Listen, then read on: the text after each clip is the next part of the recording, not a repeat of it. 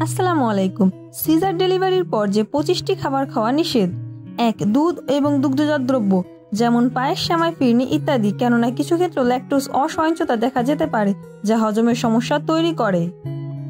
2. সিম ও মটরশুঁটি, এগুলো গ্যাস তৈরি করতে পারে। 3. অতিরিক্ত ঠান্ডা খাবার যেমন আইসক্রিম, বরফ জল, এগুলো হজমের সমস্যা করে। 4. চুইংগাম, এটি গ্যাস তৈরি করতে পারে। 5. বেশি পরিমাণে ফাইবারযুক্ত ফল যেমন আপেল, নাশপাতি, যা হজমের সমস্যা করতে পারে। 6. সবজি ও ফলের খোসা হজমের সমস্যা তৈরি করতে পারে। 7. প্যাকেটজাত খাবার, এতে প্রচুর পরিমাণে প্রিজারভেটিভ থাকে যা শরীরের জন্য ক্ষতিকর। 8. মিষ্টি জাতীয় খাবার, অতিরিক্ত চিনিযুক্ত খাবার প্রদাহ সৃষ্টি করতে পারে। 9. অতিরিক্ত তেলযুক্ত মাছ, অতিরিক্ত তেল পেটে অস্বস্তি তৈরি করতে পারে। 10. কাঁচা বা আধা সেদ্ধ খাবার যেমন সালাদ, সুশি, এগুলোর সংক্রমণ হওয়ার সম্ভাবনা থাকে। 11. বেশি লবণযুক্ত খাবার, অতিরিক্ত লবণ শরীরের জল ধারণ ক্ষমতা বাড়িয়ে দেয় এবং ফোলাভাব সৃষ্টি করতে পারে। 12. ক্যাফেইনযুক্ত পানীয়, অতিরিক্ত চা বা কফি হজম প্রক্রিয়াকে প্রভাবিত করে।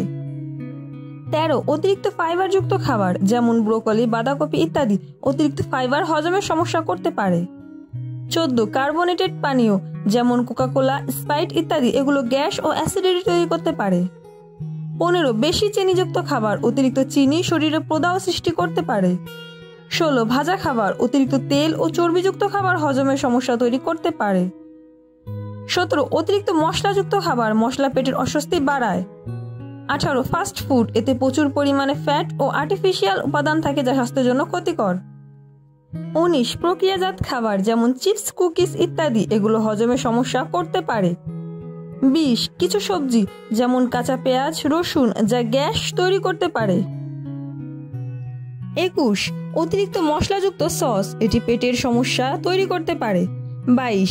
বেশি প্রোটিনযুক্ত খাবার, অতিরিক্ত প্রোটিন হজমের সমস্যা তৈরি করতে পারে। 23. অতিরিক্ত তেলযুক্ত মাংস, অতিরিক্ত চর্বি হজমের সমস্যা তৈরি করতে পারে। 25. অপাস্তুরিত দুধ, ডিম, কাঁচা দুধ, ডিম পোস্ট ইত্যাদি, এগুলোতে ব্যাকটেরিয়া থাকার সম্ভাবনা থাকে।